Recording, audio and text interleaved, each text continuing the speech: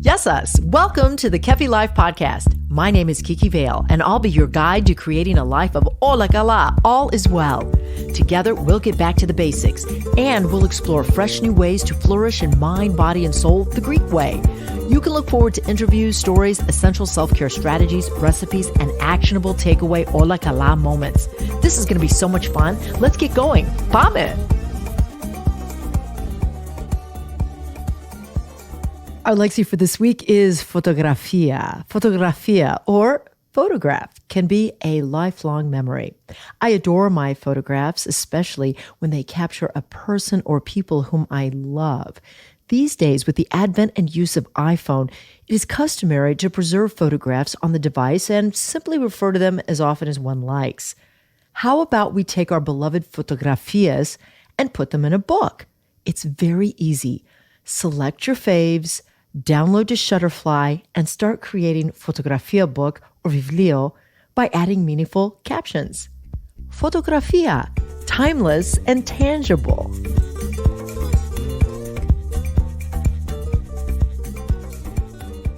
This is Kira Moran, president of Kingdom Farms and proud sponsor of Kefi Life. Kingdom Farms provides organic meats, poultry, and fish throughout the USA. Kingdom Farms has been blessed for 52 years with providing the highest quality foods to all our customers. Please contact Kingdom Farms for your culinary needs at www.kingdomfarms.com. Love your food, love yourself with the healing powers of Kefi Life extra virgin olive oil. Cold extraction, Kalamata olives from the Peloponnese Greece, this liquid gold provides nutrition to your salads, veggies, dips, proteins, and yes, even your skin. Kefi Life extra virgin olive oil is an anti-aging wonder food that tastes good, feels sensational, and it has a profound way to express who you are, a person of vibrance, longevity, and well-being. I invite you to experience this food that I call a gift from the earth. Kefi Life extra virgin olive oil. Visit us now, kefilife.shop, and get your yummy bottle of healthy elixir, the best olive oil from our growers in Greece, to your personal home for your personal wellness. Visit kefilife.shop for Kefi Life extra virgin olive oil. That's kefilife.shop.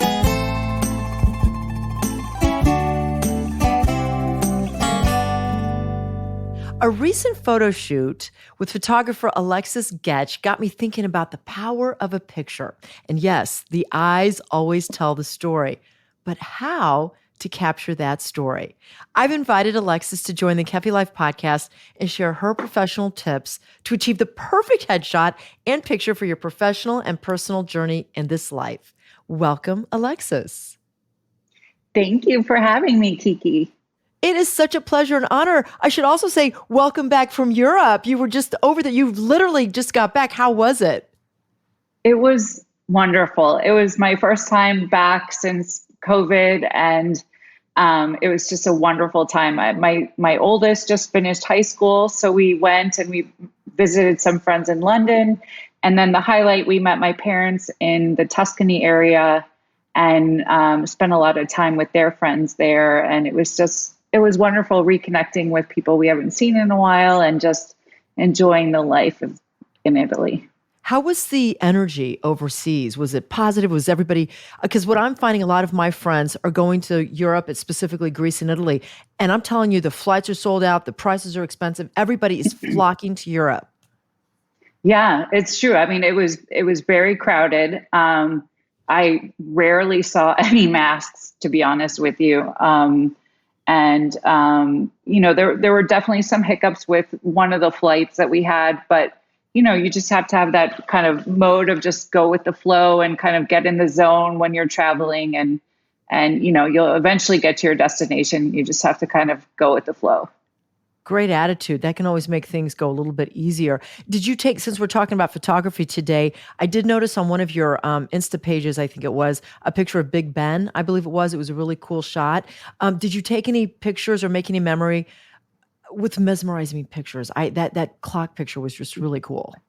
Well, it was exciting because the last time I was in London was maybe like 4 years ago, and it had been in scaffolding for years. So this was the first time I've ever actually seen it. But to be honest, I took that with my iPhone. as much as I love the idea of traveling with my camera, the reality is I don't. And the reason is because I really like to be in the moment when I travel and enjoy everything and the people that I'm with and just be in the moment.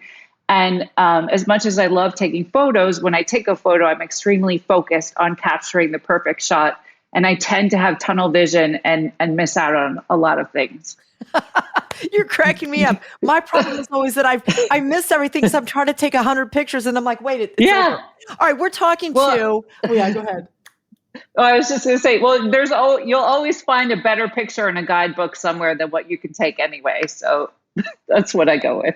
Great advice. We're talking to photographer Alexis Goettsch. She is awesome. She took my headshots. I'm in love with them. They're all over my LinkedIn page and my Insta page and all that. You can check them out. We'll post them again. But Alexis, on the subject of photographs, how did you personally discover your passion for photography? So I come from a very creative family, and I'm a pretty creative person myself. But I've never really found my medium. I'm kind of a perfectionist, and every time I've tried something, it's never good enough. And just kind of existed as a creative person, but with no distinct outlet.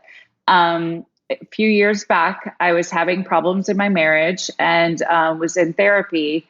And I just felt very depleted. I had young children, marriage not going well. And my therapist suggested that I find something that is re-energizing and really fills me up. And I knew that would be something creative. And I always wanted to learn how to do photography. So I started taking classes. And it really resonated with me. And it went from there. I think the part about photography that somehow the pressure is taken away in the sense that I feel that I'm capturing the beauty of something that's already there in a way. I almost don't feel like I'm even making something. I'm just capturing it and, through my own angles and lighting and lens and so forth. Obviously, I have my own spin on it, but it's somewhat liberating to me to just take a photo versus drawing a picture or painting a picture or writing a story. So you found your purpose, you found your passion with photography. That's great. What prompted you to actually have the courage to start a photography business? So I think, like for most people, the pandemic had a huge impact on me. And as difficult as it was, having the kind of quiet downtime and lack of distraction was somewhat of a blessing. And I actually enjoyed it a bit. And it really allowed me the time to prioritize on what is important to me and recognize what I'm good at and what I'm not good at. I've spent many years doing jobs that oftentimes I felt like a square peg trying to fit into a round hole. And but taking photos and connecting with people behind the lens is something I'm naturally good at. I recognize that in many of the jobs I've had over the course of my life, I was oftentimes a circle trying to fit into a square peg, or a square peg trying to fit into a circle. I forget what it actually is. But having that downtime and realizing that life is finite and the amount of energy we have is limited, it really helped me prioritize and figure out that I think my life's work will be taking photos. Oh, good. And I could tell when you photographed me, and you also did Brian's headshots as well. And they're both just really telling. They're timeless in my opinion. So that kind of leads me to the next question, which is, what type of photos do you take? Are they mostly headshots, professionals, or tell us about that? Yeah, so I take all kinds of photos, but I really enjoy shooting people.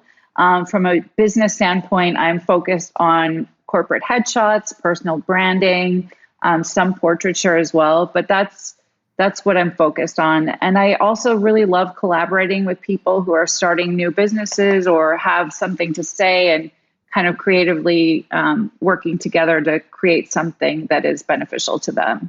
Oh, cross promotion is the best. It really is. And everybody can use a professional or an excellent headshot or picture for a variety of reasons, which we don't need to discuss here. But why do you choose to focus or work on people versus, let's say, landscape or animals, et cetera?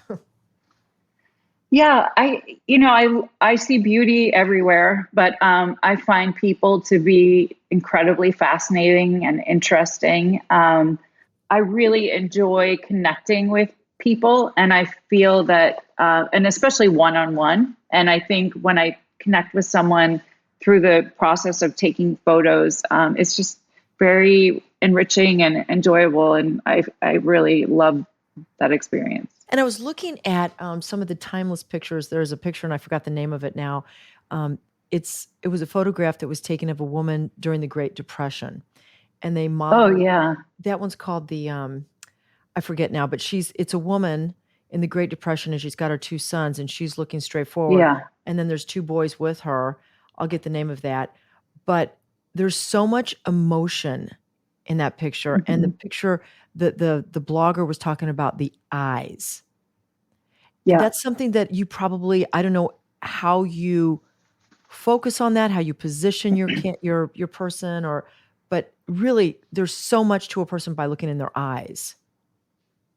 Yeah, absolutely. And you can tell many, and evoke many different emotions from that. I think, particularly in a corporate headshot, my kind of, and everyone's different what they're trying to convey, but as a general kind of angle, I always recommend kind of showing the confidence through the eyes and the warmth through the mouth. And so generally, and not always, but oftentimes a photo that I take for someone professionally will end up having their eyes a tiny bit closed, not just so that they're not like giant doe-eyed or looking fearful. And that will kind of show some confidence, but then having just a small smile will show the warmth and approachability that generally people want to convey. Makes sense to me. I like that. The warmth in the mouth, did you say? Yeah, so confidence through the eyes, but a soft smile in the mouth generally portrays some warmth so that you're not too intimidating. And of course, everyone has a different image they want to convey, but that's often a good look. The picture that I was talking about earlier, they say that it's an iconic image of the Great Depression, and it's titled Dorothea Lange's Migrant Mother. That's the photo, and Yeah. it's really cool. It's really cool, Alexis. Check it out. Just interesting for people to know. Yeah, about that. it's timeless, and I think it, those are the types of photos that, you can read about history and hear about it, but sometimes the power of just one image speaks volumes and more than words can convey. I just got chills when you said that. Honestly, I just got chills. For modern day, let's fast forward now back to today. Why is it important for a person, a business person, or anybody to have a good headshot? So the world is changing, and it has even changed more since COVID. And as most research and oftentimes meetings and even this podcast is done online.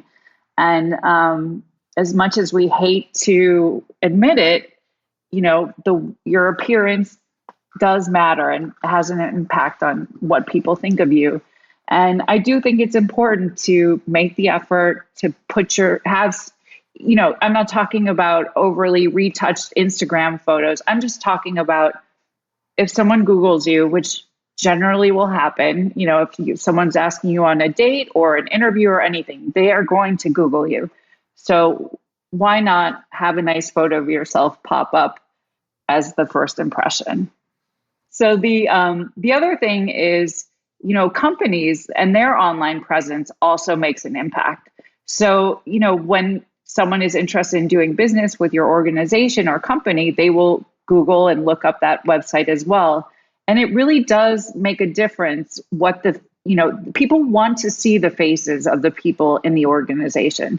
And when they are all over the place, different colors, different backgrounds, all over the place, it just doesn't look uniform. And it's a little bit, I mean, it's a little sloppy, and it may not be an overt thing, but people will pick up on that. And I do think it matters to have kind of like a uniform display of your staff and your organization. It sends a message of,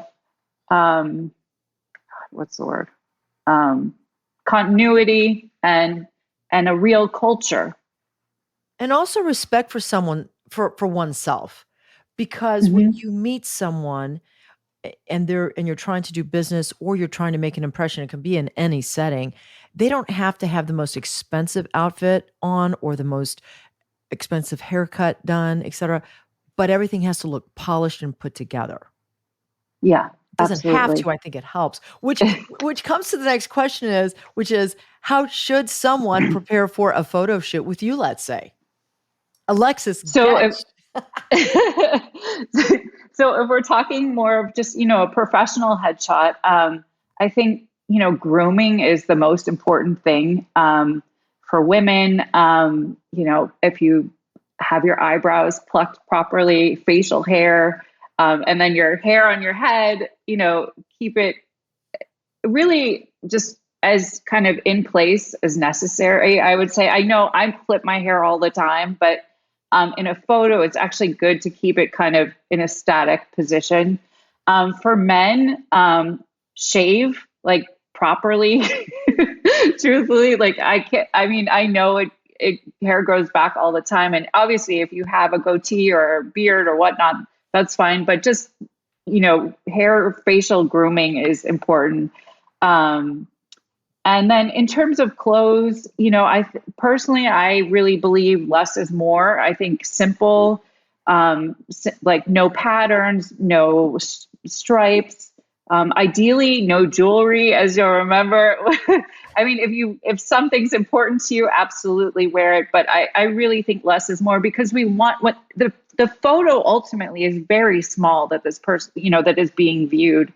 And you want them to really focus on your eyes and your mouth and your expression, and anything that takes away from that, like jewelry, is really just a distraction from what you're trying to convey. And then in terms of makeup, also very natural. If you can afford it, I would definitely recommend getting your hair and makeup done. If it's worth it, it really makes a difference.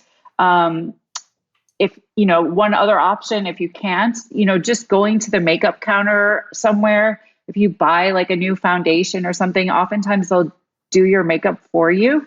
And that's an inexpensive way to get your makeup done. But they always seem to do a better job. But always less is more ultimately. And the reality is we can always retouch a lot, which is nice. Very nice. And I do remember when I had these outfits picked out, you were so polite when you said, because I had my heart set on this. I had my heart set on this one thing with a lot of ruffles and some buttons and all that. And you're like, okay, very nice. We'll try that. But do you have a white shirt, simple button? and I thought to myself, wait a second, that's so boring. As soon as Alexis, that was my favorite photo, is the white top that you suggested, honestly. And you're right, because then you focus more on the subject matter. Good tip there. Well, and also, I mean, big shoulders and ruffles are in right now, but they add a lot of volume to you, and they're going to make you look bigger than you already are. And most people, want the opposite of anything. Oh God, yeah, we don't want to look bigger. No. We want to look slimmer. Slim us down. Come on, work your magic. So what do you think, in your experience, Alexis, what makes a good headshot? So kind of, again, what I was saying before, I think, it's really about the eyes and the mouth. And, I think conveying the confidence through the eyes, but warmth with a small smile through the mouth. And then again, just keeping it clean, not too much distraction, not a lot of bells and whistles. If there is retouching, very light. I really prefer natural, is best. And it should be current, truthfully. I know it's difficult. A lot of people have had a great photo taken of them 10 years ago, but the reality is someone's going to see you in person. And if you don't match the photo, it's just a little awkward. Like 50 pounds ago, come on. Yeah, I mean, just you are who you are, warts and all. You just be yourself. I love it. I love it. How do you get people, because some people do get nervous in front of the camera, like they don't know how to pose or what. How do you get people your subject matters to relax in front of the camera? Yeah, I mean, I think a connection with the other person is the most important. And I love people. So I really just enjoy connecting. I guess that comes a bit natural for me. But,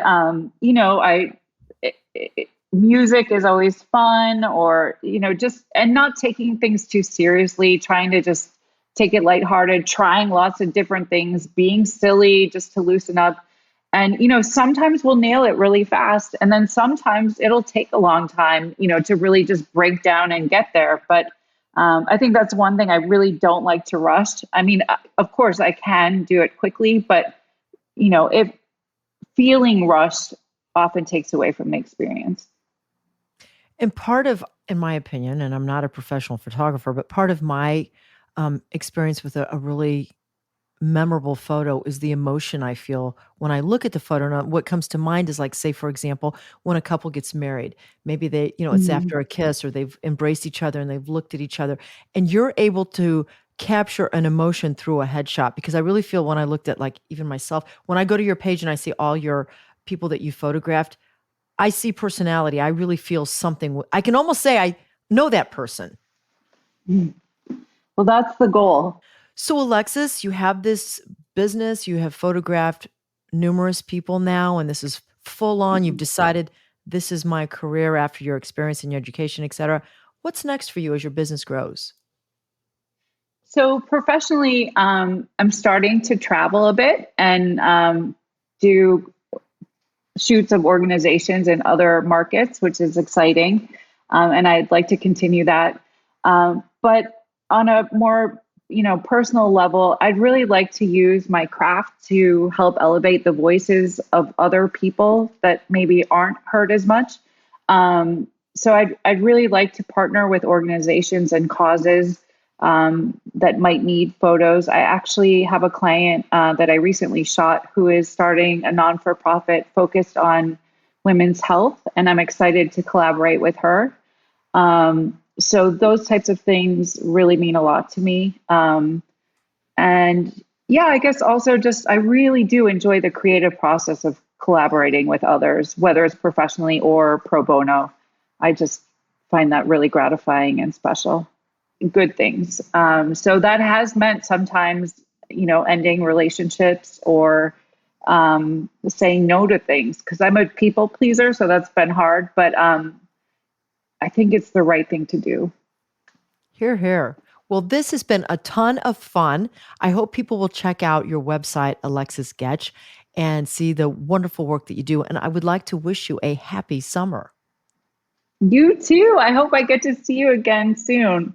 We're going to collaborate. Of course you are. Let's do something. Yeah. All right. You take good care, and thanks again. You too. Thanks, Kiki. Stay right there. Up next, your weekly takeaway to keep it all as well. Hola Kala. This Hola Kala moment brought to you by the law offices of Liston and Centillus. Ranked #1 by the leading lawyers network since 2010, taking care of all your real estate needs. Often, we assume that health is just associated with remaining disease-free, but we need to rethink health in the 21st century. Think whole person joy via nutrition, movement, rest, fresh air, and finding your purpose. Your purpose, if you live it fully, will be one more step on the ladder to being Hola Kala, all is well. Living your purpose makes you smile, makes you feel good, and makes you want to choose well. Your purpose is your destiny. Discover it, live it, for it can be a healthy proposition. Kiki Vale is the founder of Kefi Life. She is passionate about whole person wellness and living a fulfilled life. Her Kefi Life podcast is created to simply and naturally help you harmonize the mind, body, and soul the Greek way. Visit KefiLife.com, at KefiLife365 on Instagram, and check out Kiki Vale on LinkedIn and on Twitter. Join us again next time for more positive energy and inspiration on Kefi Life.